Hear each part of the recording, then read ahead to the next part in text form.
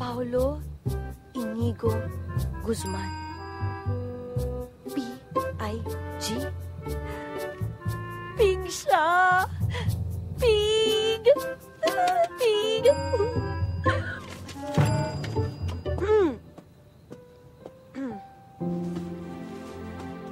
Bakit? Wala.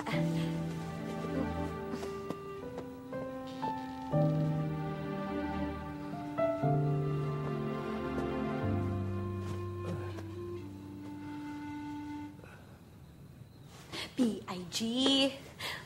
Mahilig siya sa puti. Naku, isa na lang. Isa na lang ang dapat kong tignan.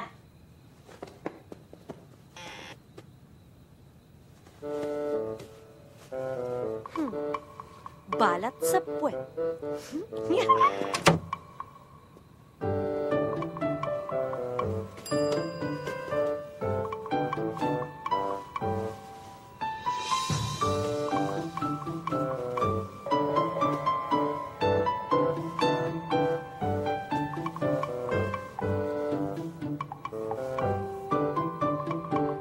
Aray!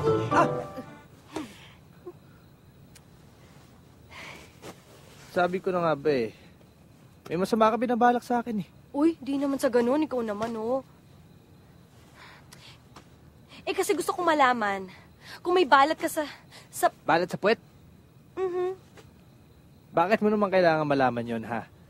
Eh, kasi sabi ng manghuhula ko, isa raw yun dun sa signs kung siya... Ako yung lalaki para sa'yo. Naniniwala ka ba sa mga ganon? Eh, paano kung meron? Meron? Meron? Uy, pati mo naman. Siguro napasilip lang. Wala. Matulog ka na nga.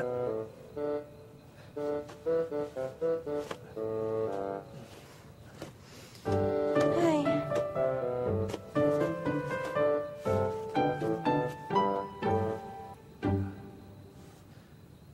Psst. Psst. Paolo, okay ka lang? Sorry dun sa nalaman mo tungkol sa anak mo at kay Sofia.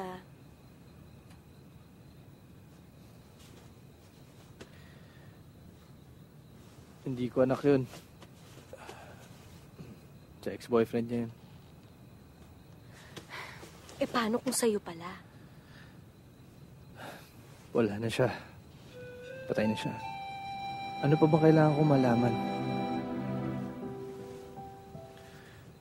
Matulog ka na.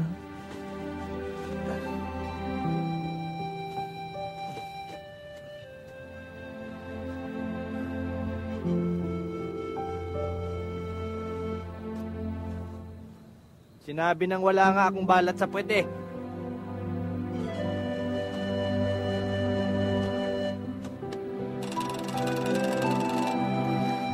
Dali, bilisan Sandali mo! lang! Teka, Miss Lovely. Sandali lang. Thank you sa pag-cover sa akin, ha. Naku, Des, wala yon. Dahil tumawag naman pala si Mr. Guzman at nag-explain sa head ng housekeeping. Ah, talaga? Ano, may nangyari? Ano nangyari? Wala, ah. Wala. Wala! Si Beta! Dali! Sweldo ko, inipon ko. Para mabili ko lang tong tickets na to para sa excursion. Sana naman sumama ka. Paano kaya? PV, yo! What's up, girl? Wanna hang? Ikaw na bata ka. Tigas-tigas ng ulo mo. Lagi ka nalang ganyan. I don't know what to do with you anymore. No wonder Dad divorced you. All you ever do is go shopping and go through all your little spa treatments. You're spending all your money. What about me? Do you ever think about me? What about you? What about you? Good morning. Good morning, Mom. Good morning. What about you? What about me? Have you ever considered what I have to go through? Look at you. You're beautiful, you're young. Ang swerte mo. You have a full life ahead of you. And what? That's my fault? Huh? Buongiorno, ma'am. Ano buongiorno? Si PV po. Phoebe!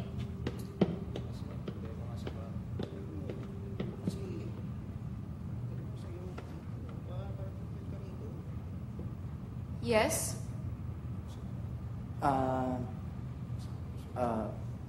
You know what? Just take me somewhere. Anywhere. Galing ko.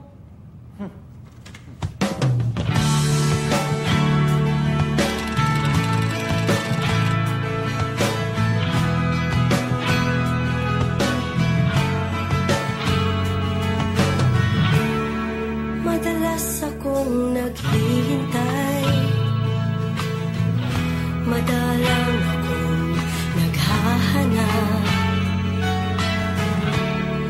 Di mo na kailangan pang isipin, tiwala sa isa't isa'y sadyang sundin.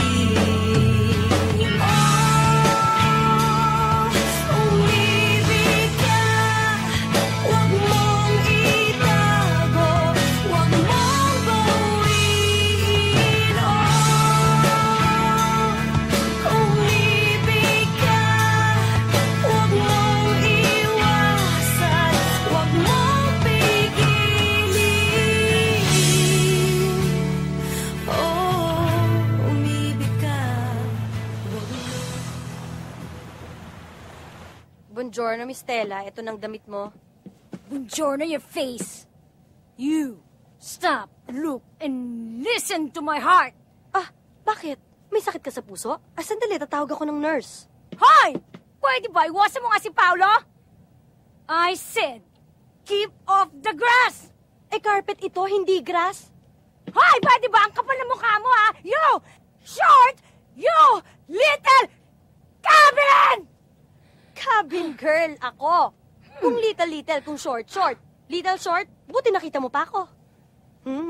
Napuwing ka. Hoy! Alam mo ba? Kayang-kaya kitang tirsin? Ha? Aray, Huwag mo ako sinasagot-sagot, ha? Miss Stella, ang sakit to na. Wala akong pakialam sa'yo. Alam mo, ulit-ulitin ko ba yan? Ikaw sumusobra ka, ha? Hindi ako magpapatalo sa'yo, ha? Ito. Ganun naman laban-laban ka pa, ha? Excuse me. Bitawan mo ako! Excuse me, Wala na ko labanan, ha? Aray ko! Alam mo ba sumasagot sa akin, ha? Aray ko! Akala mo kung sino ba? Excuse me!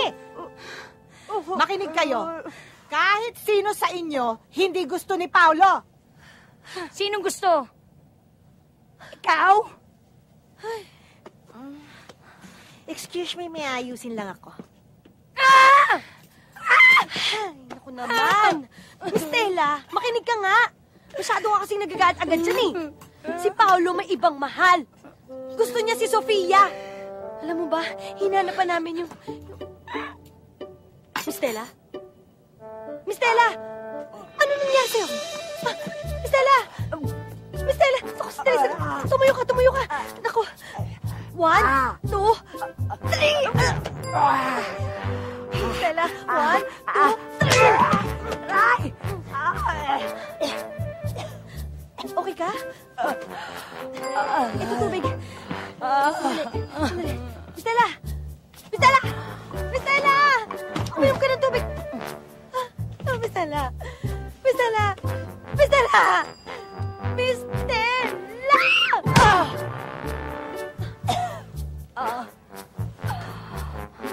Okay ka na ba? I saw the light.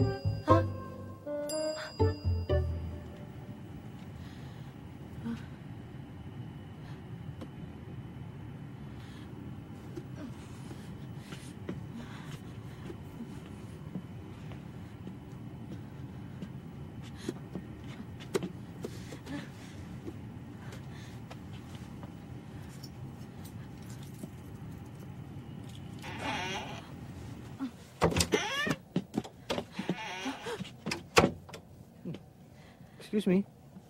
Anong ginagawa mo dito? I'm sorry po, Mr. Guzman. I was just... Ano yan? Package po para sa inyo. Yun nga pong sasabihin ko. Sandali. Lalabas na po ako. Package? While we're sailing? Actually po, nung isang araw pa yan eh. Eh, ba't hindi mo agad binigay sa akin? Sandali, ah. Tell me the truth. The letters. And now this. Kanino galing to? Kay Miss Sofia po.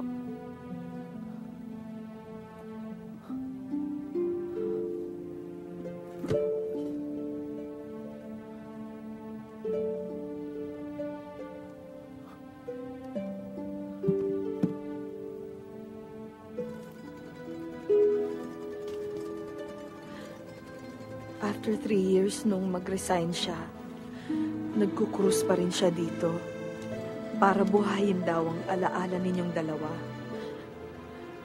At inihabili niya pong lahat yan sa akin. Nung nakaraang taon, malubhan na ang kanyang sakit.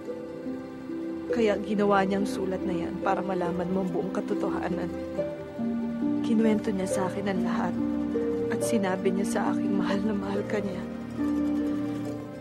Ang tanging hiling lang niya ay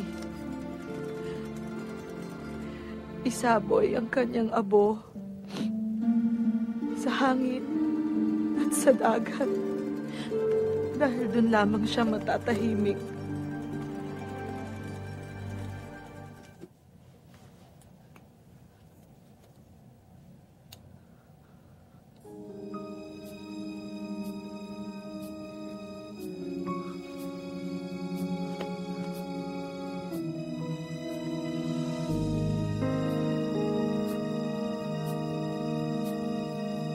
Ang tangi kong pangarap ay makapiling ka. Sa hirap at ginhawa ay makasama ka. Panahon man ay magbago.